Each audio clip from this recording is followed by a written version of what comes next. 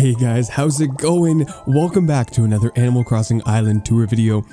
Guys, Nintendo has made their own official island. I did not see this coming. I mean, I guess it kind of makes sense. All these other brands have done the same thing, but Nintendo has their own.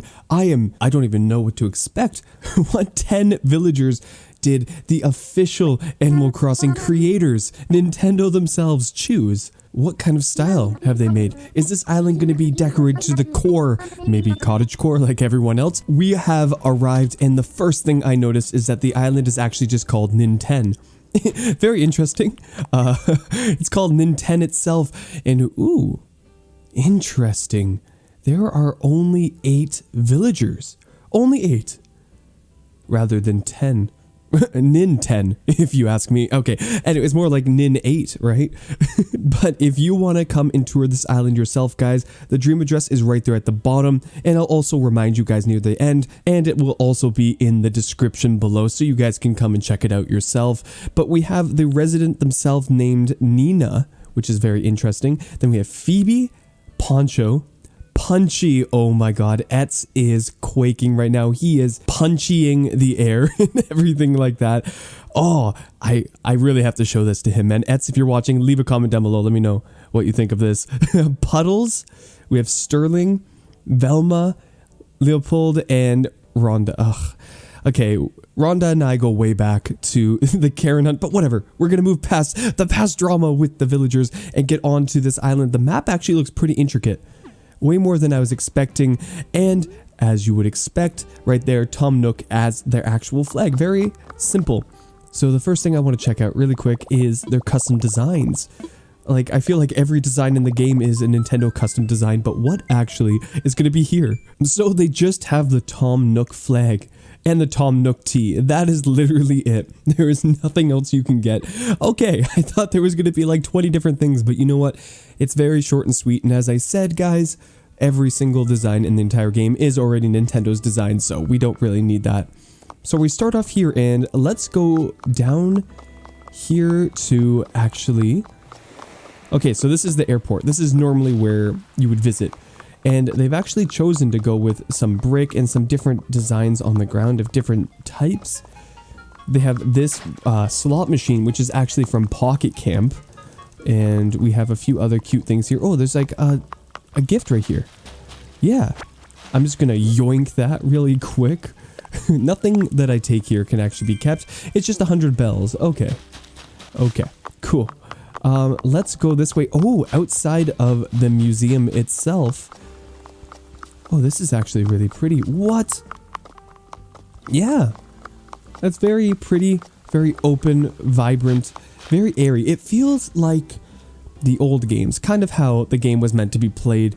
Guys, we have taken New Horizons to such an extreme level that we don't appreciate how much freedom we have with the game. The old games, this actually would be just having trees decorated. I remember having a fountain down and maybe trees aligning a pathway was literally as far as I could go in New Leaf. That was it.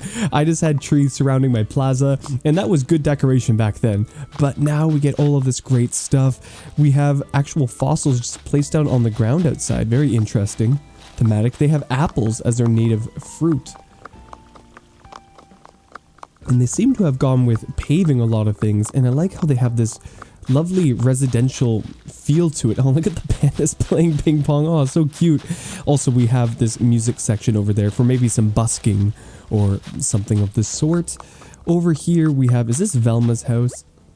Puddles. Puddles. Okay, so that's Puddles' house. And we go further. Yeah, I do like this. They all have a very small town feel, you know what I mean? A little bus stop or a parkette? Not 100% sure. And we have Rhonda. You know what? Looking kind of cute. Very simple with the bucket. There's a Velma right there. We have the Able sisters, and very simple and sweet path leading up to it. A lot of balloons. They seem to really like the balloons in this island itself, so not a bad choice. Oh, they have a fossil or something right here buried. Oh man, I just want to dig it up, and this area is clearly under construction, and they have the beehive, so clearly they had a bad time here at some point. I don't know when, but they did. They had a bad time right there. Wow, look at all the flower, probably flower breeding like a lot of us. So this is actually just how the game kind of was meant to be experienced. They left trees cut down and things all over the floor. However, I will say that this actually feels very like natural. Like this is literally how an island would look, and it doesn't, I don't think Nintendo would ever want to promote the crazy like 1,000-hour plus islands that are decorated that I showcase so much on my channel, because that's not the vision they had for the game. We kind of just went crazy. We got obsessed, but this is how the game kind of feels, and I kind of miss it, guys. I do have a second Nintendo Switch, and I kind of am looking forward to starting an island and getting this fresh feel back. I don't know how to explain it. It just feels foresty. Like this is supposed to be like a camping island. Anyway, let's talk to Nina here. Welcome. That's it. Short and sweet. Okay. We have a ton of fencing. Again, this is just showing the work that goes into it. And actually they have the items placed down as storage because, as everyone knows, there's never enough storage. Actually, they did just update it. So there's a little bit more now than there was before, but still. Let's go over to this bridge right here. And we cross the bridge and we're back into civilization. Look at that. Oh, there's a house over here. And they seem to like studying Velma. Yeah, Velma is a very smart villager, so that's pretty good. We go down. We have the campsite here. Oh, it actually feels very, wow, okay. You know, a very campy campsite. A lot of people just hide away their campsites, and they've embraced it the way that it was meant to be intended. And a lot of people forget, stumps are just chairs. Like, they literally are. And around a campfire, that's all you need. Oh, look at all the fish. They probably caught all of these, and they're gonna eat them. Okay, a pizza oven, come on. This is a campsite and a gas range. Okay, you know what? I get it. You know what, Nintendo? I'll let it pass just because you're Nintendo. Please don't ban me. Alright, back at the plaza, right here outside the entrance, there are two other houses. They have a jock villager, which would be Poncho. And right next door, we have Phoebe. Two lovely houses. And, ooh, have they decorated the beaches? Yes, they have. Just a little bit. Ooh, whose house is this? Oh, this is actually their house. And it has the actual Animal Crossing theme song itself, which is actually pretty. It's a pretty song. Like, I think if it wasn't like the main theme, people would like this song a bit more. I don't know how to explain it. People are like, oh, this is the main song. I don't want to use it because it feels too, like, forced or weird or self-aware of the game. But it's a lovely song. It really is. Oh, there's Punchy back there, but I'm gonna go check out the inside of their house. And inside, they seem to like working out. So not only do we have a lot of kettlebells, you know, this is what I wish my apartment looked like. Honestly, I want a lot of, like, my own gym inside. They even have a yoga mat here. Interesting. And they have Ring Fit, of course they do. Promoting their own stuff. I see you, Nintendo. You slick. Okay, so moving on. We go up here. Is Punchy still here? No, I guess he is not. Oops. Whatever. We have Nook's Cranny. Oh, look at the Japanese text. That's actually really pretty. I don't know.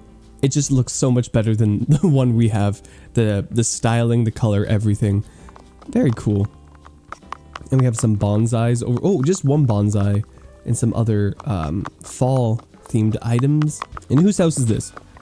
It is Punchy's house, and Nina's just saying hello. Nina is also a fan of Punchy.